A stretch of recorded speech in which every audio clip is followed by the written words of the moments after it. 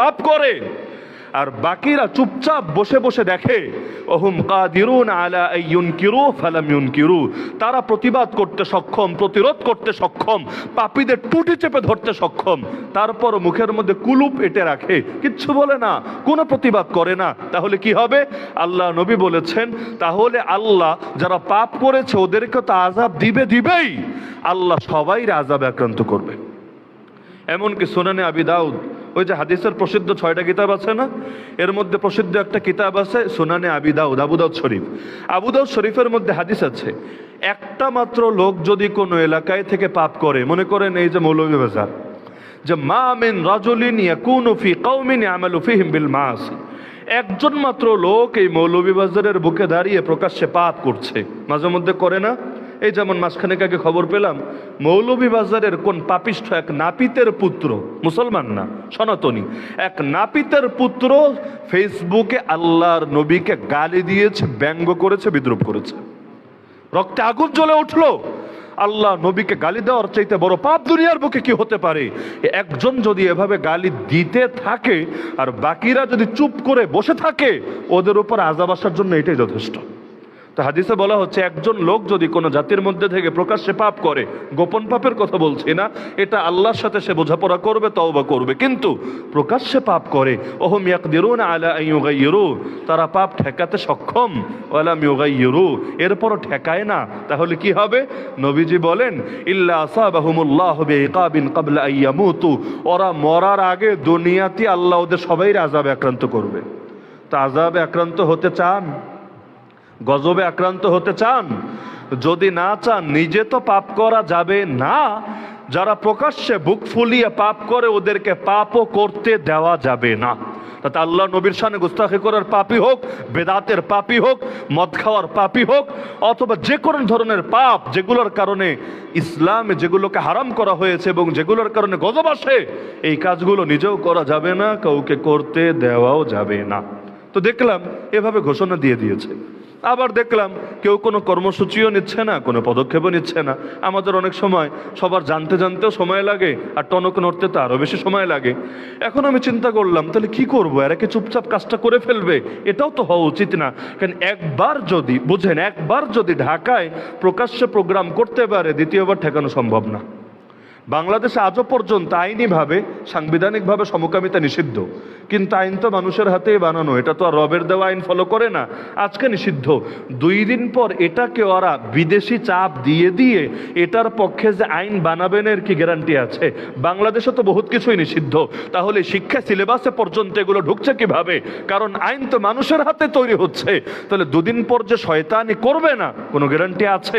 তা আমি চিন্তা করলাম, কপালে যা আছে তা হবে, কিন্তু আল্লাহর জমিন, আল্লাহর বান্দা জিন্দা থাকতে প্রকাশ্যে আল্লাহর বিরুদ্ধে বিদ্রোহ হবে, এটা কিছুতে মেনে নিতে পারবো না।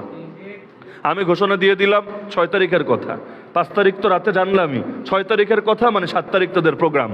আমি ঘোষণা দিয়ে দিলাম, যেভাবে জানতে পারো যে ঢাকা প্রাইডের প্রোগ্রামটা কোথায় করবে, ঢাকার কই, শাহবাগে না ঢাকা ভার্সিটির মধ্যে না কোথায়, যে জায়গায় হোক, খালি আল্লাহর ওয়াস্তে আমারে খালি ইনফরমেশনটা দিও যে কোন জায়গায় ওরা করবে। ওরা টাইমও দিয়েছে যে রাত 8টার সময় করবে, 7 জুন। আমি বললাম, আল্লাহর কসম করে বলছি, আমি যদি খালি কোনোভাবে জানতে পারি, আমার সাথে কেউ যাক বা না যাক, কেউ সমর্থন দেখ বা না দেখ, একা একা গিয়ে হলেও বোঝাপড়া করে ছাড়বো। কারণ আল্লাহর জমিনে হয় আল্লাহর গোলাম থাকবে, না হলে ইবলিসের বাচ্চারা জমিনে গজব টেনে আনার চেষ্টা করবে। কিন্তু ওরা বসে বসে এভাবে প্রকাশ্যে দুঃসাহস দেখাবে আর হকপন্থীরা চুপ করে বসে থাকবে, এটা কিছুতেই হতে দেওয়া যায় না। এটা আমার নবীজির শান না। যদি নবীজি নিজের রক্ত ঝরাতে পারেন, যদি সাইয়্যিদুনা হুসাইন নিজের রক্তে কারবালার প্রান্তরকে রঞ্জিত করতে পারেন, আল্লাহর কসম আমাদের রক্ত তাদের রক্তের চাইতে বেশি দামি না। প্রয়োজনে খুন হব, প্রয়োজনে শহীদ হব, তো জমিনের মধ্যে প্রকাশ্যে পাপাচার হবে, এটা তো মেনে নেওয়া সম্ভব না। ঘোষণা দিলাম, কিন্তু কেউ খোঁজ দিতে পারছে না। মানে ওরা কারো সামনে প্রকাশও করে নাই, খোঁজ দিতে পারছে না। আইন শৃঙ্খলা বাহিনীরও দৃষ্টি আকর্ষণ করলাম যে বেআইনি কাজ যদি এভাবে প্রকাশ্যে হয়, এটার দায় কার? দায় তো আপনাদেরই। আর যদি সেখানে কোনো অপ্রীতিকর ঘটনা ঘটে তাহলে এটার দায় কে নিবে?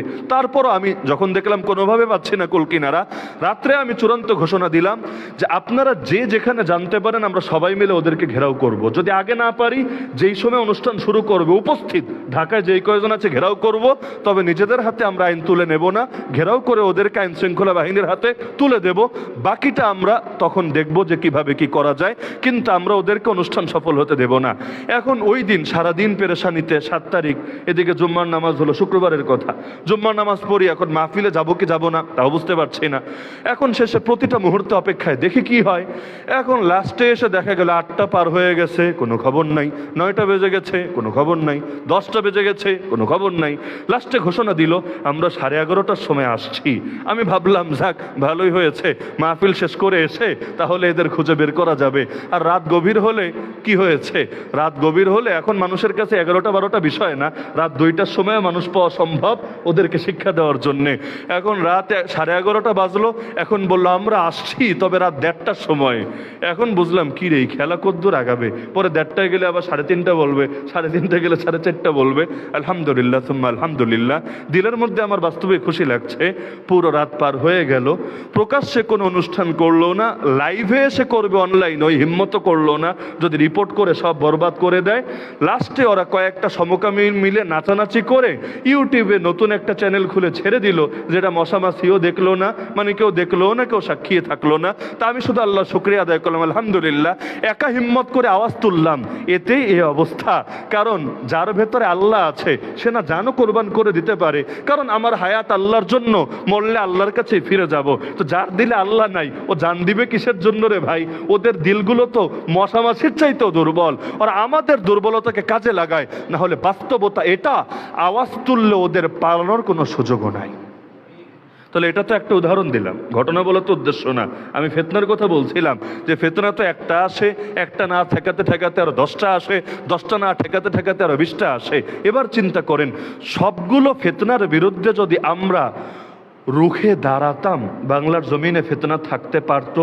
কিন্তু আল্লাহর কি কুদরত, শাহজালাল রহমাতুল্লাহ আলাইহি ইয়ামান দেশ ছেড়ে আসলে এই দেশে ফিতনা দূর করবে বলে। বড় বড় আকাবিররা, আল্লাহর ওলিরা নিজেদের অঞ্চল ছেড়ে হিজরত করে এখানে আসলো ফিতনা দূর করবে বলে। আর আমরা এই দেশে জন্ম নিয়ে এই অঞ্চলের বাসিন্দা হয়ে চোখের সামনে ফিতনার জয় জয়কার হচ্ছে, আমাদের বাচ্চা কাচ্চাগুলো চোখের সামনে বেঈমান হয়ে যাচ্ছে। ভাবটা এমন যেন বলার কিছুই নাই, যেন করার কিছুই নাই, অথচ যতটুকু সাধ্য আছে সেটা করারও আমাদের কোনো গরজ নেই। এই যে জিলহজ মাস, সবচাইতে বেশি প্রপাগান্ডা চলে প্রত্যেক বছর, সবচাইতে বেশি প্রপাগান্ডা চলে কি নিয়ে? যে গরু কোরবানি করে কোনো লাভ নাই, তাহলে কোরবানির টাকাগুলো গরিব দুঃখীর মধ্যে বিতরণ করে দিতে হবে। মানে ভাবটা এমন, খেলে তো খেয়েই ফেললেন, আর যদি না খেয়ে টাকাগুলো দান করে দেন গরিব দুঃখীর বেশি উপকার হবে। এমন কথা আপনারা শোনেন নাকি শোনেন না? প্রত্যেক বছর বলে। বিশেষ করে এক এক বছর এক একটা বিপদ লেগেই থাকে। যেমন এই যে আজকে আপনাদের সামনে মৌলভীবাজার বয়ান করছি, সিলেটের অনেক এলাকায় এখনো পানি আছে নাকি নাই? কি নাই? আছে। গত 2-3 বছর আগে সুনামগঞ্জে বিশাল এক বন্যা হয়ে গেল এই কোরবানি এবং এর আশপাশের সময়টাতেই। তো দেখবেন, খেয়াল করলে কোরবানির টাইমে অধিকাংশ বছরই কিছু না কিছু থাকে, হয়তো বন্যা, না হলে আগুন, না হলে ভূমিকম্প, না হলে এই, না হলে সেই মুসিবত থাকে।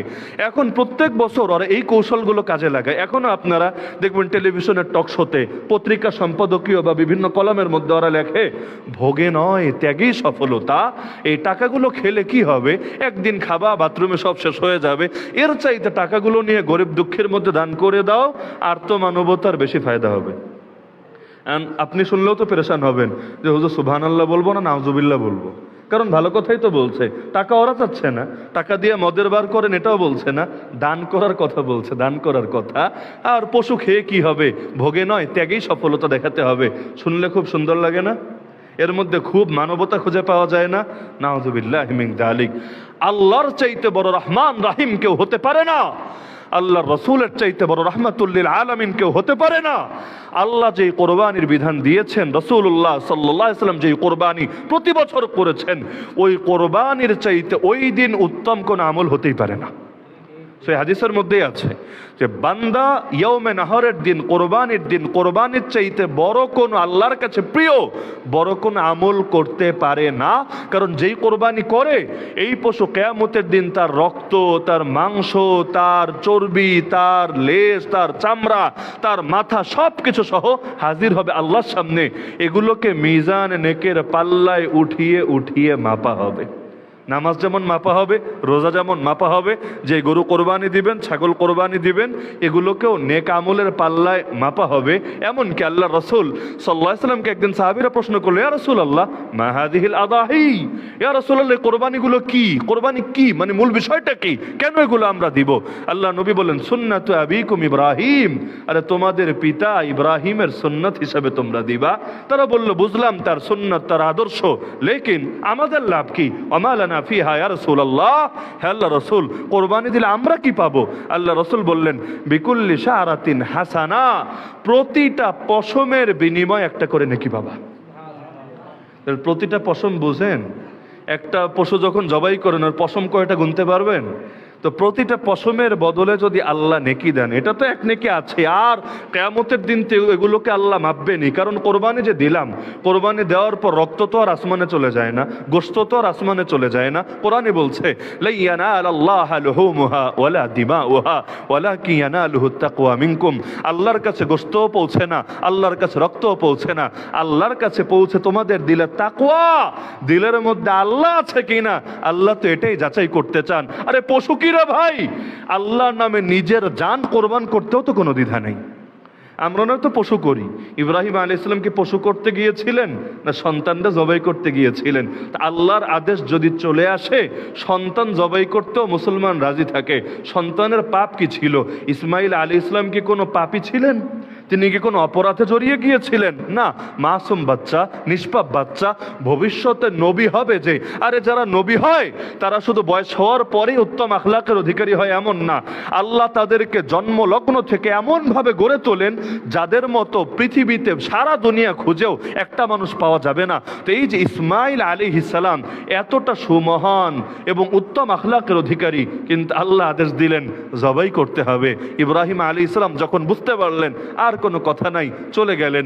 কোরআনই বলছে ফালাম্মা আসলামা, যখন তারা উভয়ে নিজেদেরকে আত্মসমর্পণ করলেন, নিজেদেরকে সঁপে দিলেন আল্লাহর সামনে, ওয়াতাল্লাহু লিল জাবিন, পুত্রটাকেও শুইয়ে দিলেন তার পার্শ্বের উপরে, ওয়ানাদাইনাহু আইয়া ইব্রাহিম, তখন আমি ডাক দিলাম আরে দোস্ত ইব্রাহিম, কাদ সাদ্দাকতা রুয়া, তুমি তোমার স্বপ্নকে বাস্তবে পরিণত করেছো, জবাই করা লাগবে না। ওয়াফাদাইনাহু বিযিবহিন আযীম, আল্লাহ পরে গিয়ে জানিয়েছেন পুত্রের বদলে এক মহান পশু পাঠিয়ে দিলাম, ওটাই জবাই করে দিয়েছে।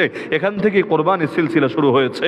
তো কোরবানি তো এটা শেখায় আল্লাহর নামে নিজের বাচ্চারেও জবাই করা যায় যদি আল্লাহর আদেশ চলে আসে। আর নিজের বাচ্চারে যদি জবাই করা যায়, নিজের জীবনটাও তো কোরবান করা যায় আল্লাহর আদেশ চলে আসলে। সেখানে গরুই কি, ছাগলই কি, উটি কি, ভেড়াই কি, দুম্বাই কি, কেন? আল্লাহ যদি বলতেন এই পশুর গোশত খাওয়া যাবে না, বুঝেন, পশুর গোশত খাওয়া যাবে না, কোরবানি হলে, কবুল হলে আল্লাহর পক্ষ থেকে আসমান থেকে আগুন এসে পড়িয়ে নিয়ে যাবে, আমাকে বলেন তাহলে কোরবানি দিতেন না? কোরবানি কি গোশত খাওয়ার জন্য দেন? কোরবানি গোশত খাওয়ার জন্য দেন? কোরবানির দোয়া কি, এটা দেখলেই তো বুঝে আসে। আল্লাহ রসুল সাল্লাল্লাহু আলাইহি ওয়াসাল্লাম কোরবানি দেওয়ার আগে নিজেই দোয়া পড়তেন, নিজের হাতেই তো জবাই করতেন, এর আগে দোয়া পড়ে নিতেন।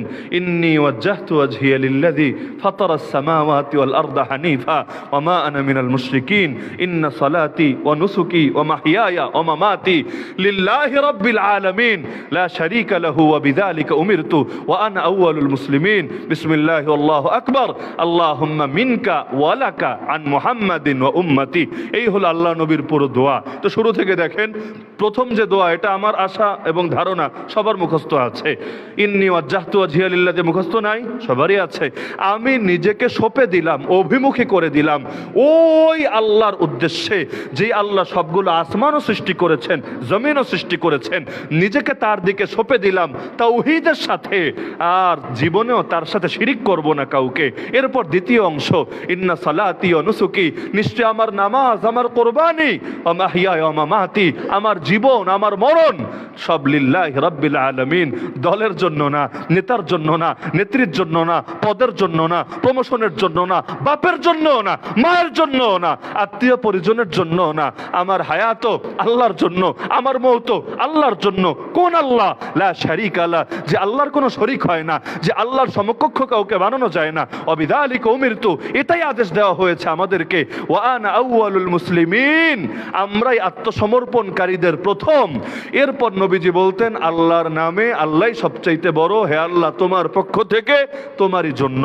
তাহলে কোরবানির ক্ষেত্রেই তো বিষয়টা ক্লিয়ার যে পশু জবাই পরে, দোয়া পড়ে নিচ্ছে আগে, যে খালি আমার নামাজ